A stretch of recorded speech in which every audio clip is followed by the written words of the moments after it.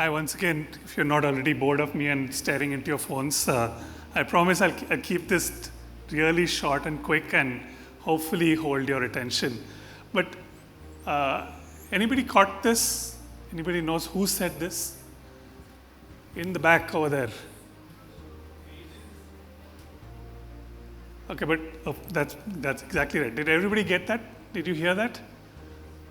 The agents on Moltbook. Anybody know? And other than those two in the back, who knows what Moltbook is?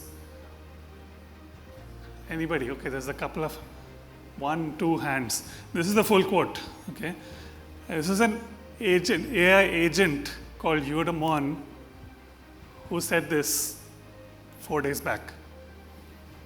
And Moltbook is the Facebook for AI agents.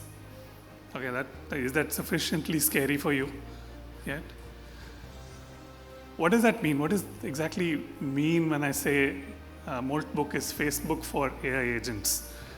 I think we've heard of, and probably most of us in this room are using AI agents, if not directly for our personal uses, at least in our work with our brands and with our businesses that we interact with. There are 2 co-founders of Moltbook. One of them is a human, and the other is actually an AI agent that he created called Claude Burger. That's the actual name of the agent. Okay?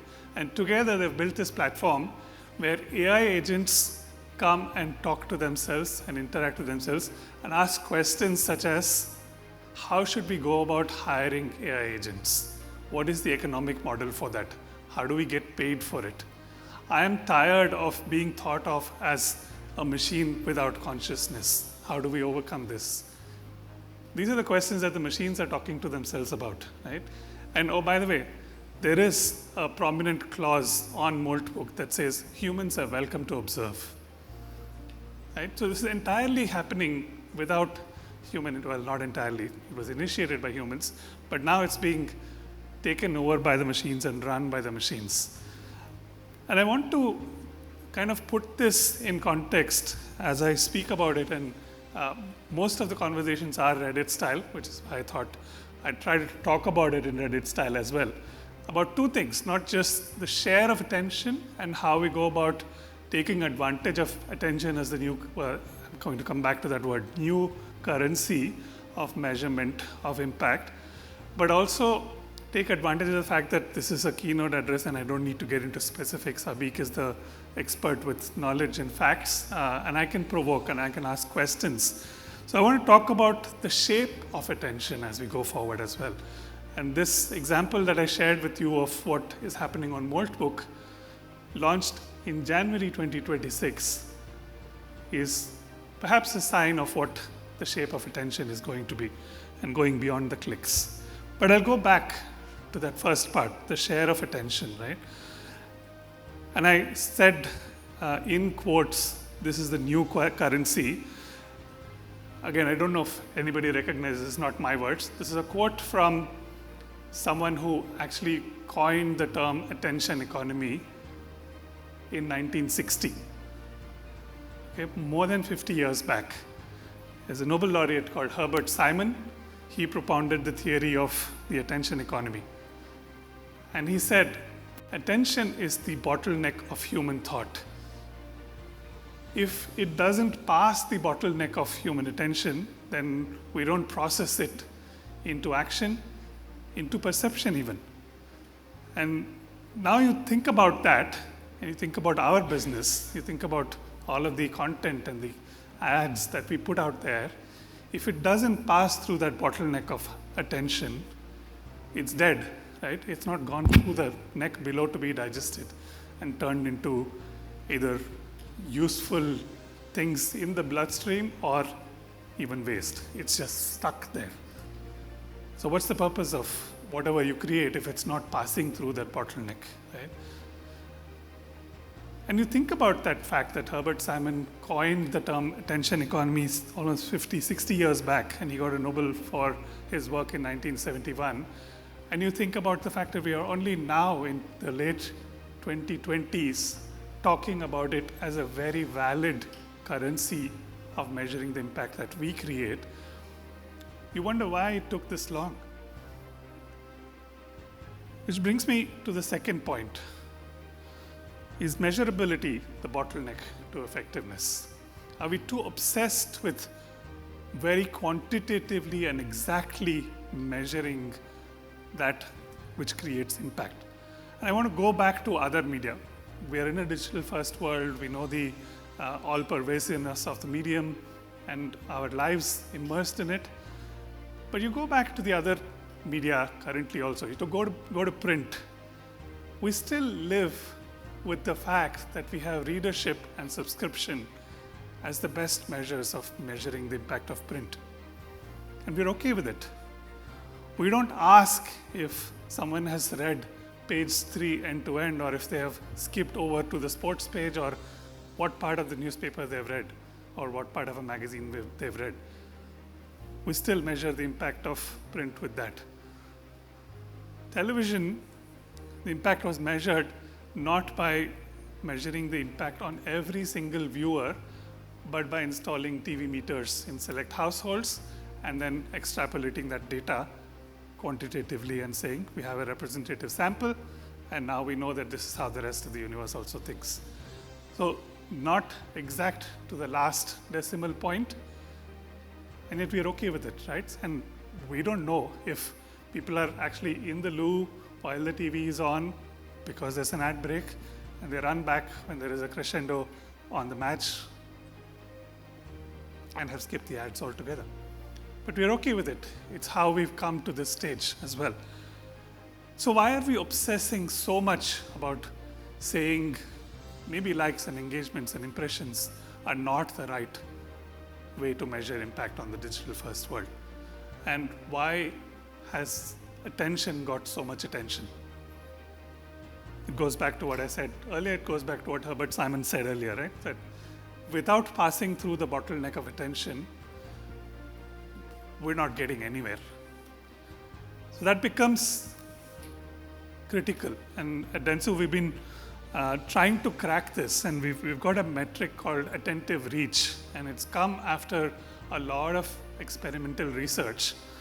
And we're not quite there yet, but I believe we are in a sufficiently confident place to say the way that TV meters made for reliable and consistent and replicable measurement of TV viewing and the impact of that, attentive reach is a valid enough measure for it.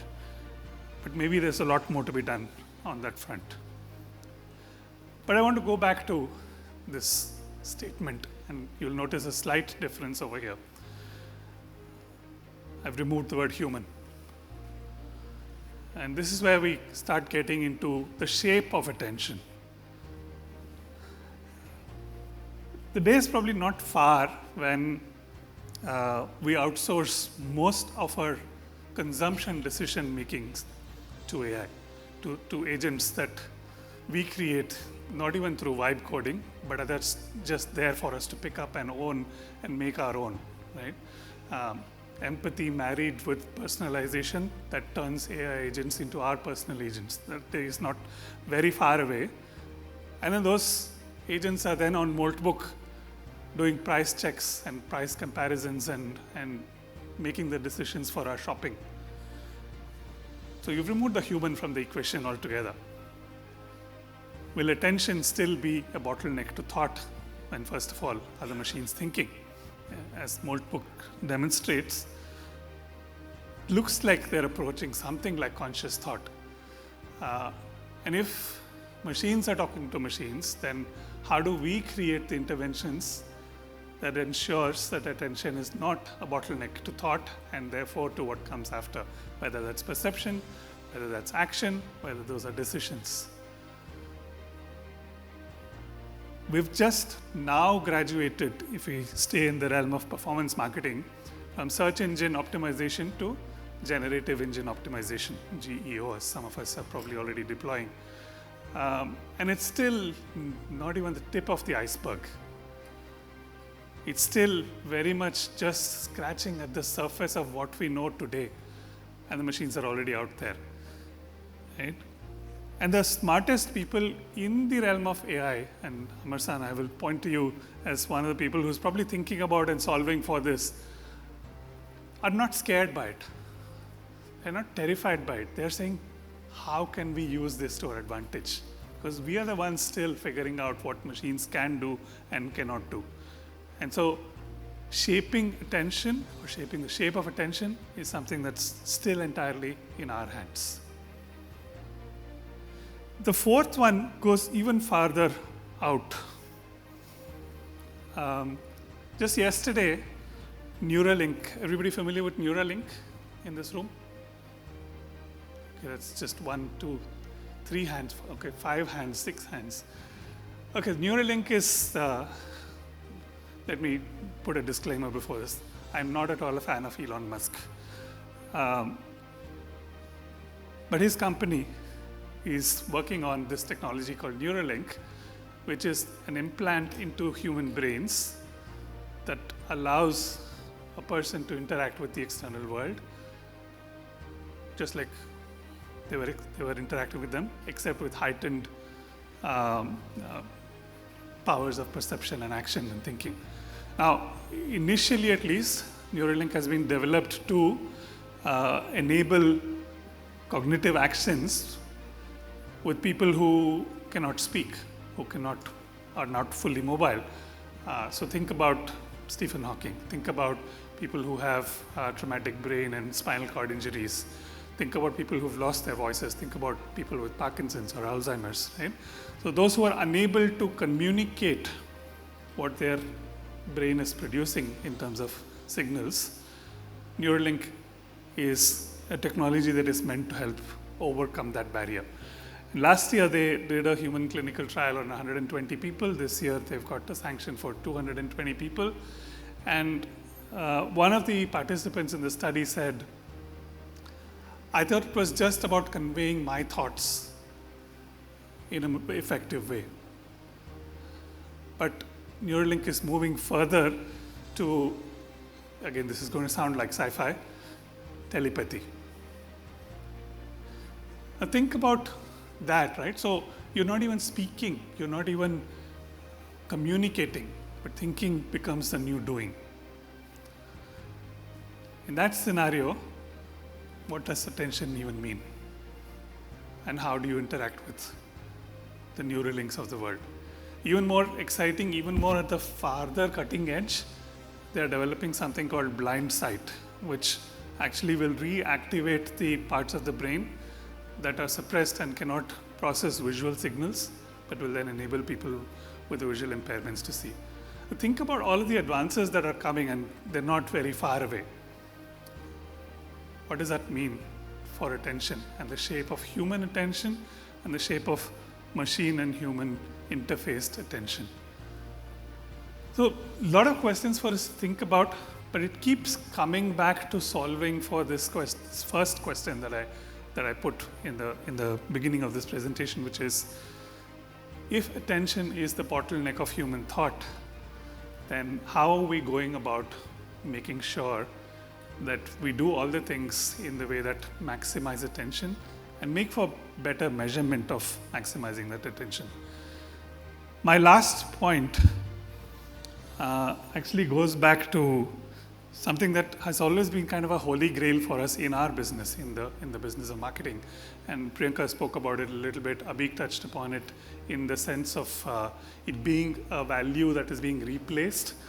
But personalization is a holy grail that never goes away, right? And we've all seen, movies like Minority Report. We've seen The Matrix. We've seen other futuristic movies that speak about how, at an individual level, we have enough data signals that allow us to optimize, maximize, or at least, best case scenario, act upon things from an empathetic point of view that are relevant for me, relevant for you, and for every single individual in a very personalized way.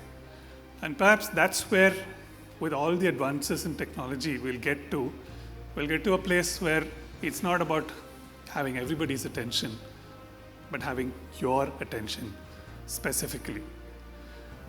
And I'm going to, again, close with one more screenshot from Moltbook. And I want you to look at it and maybe think about whether it excites you or terrifies you. It's that same thread about the screenshotting.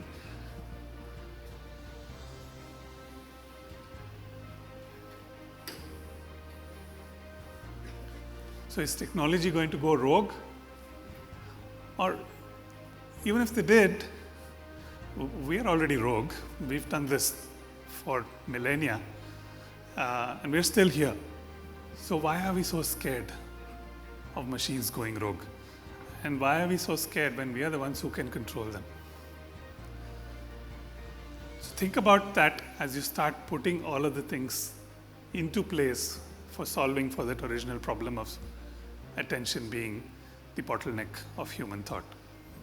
Thank you for your attention.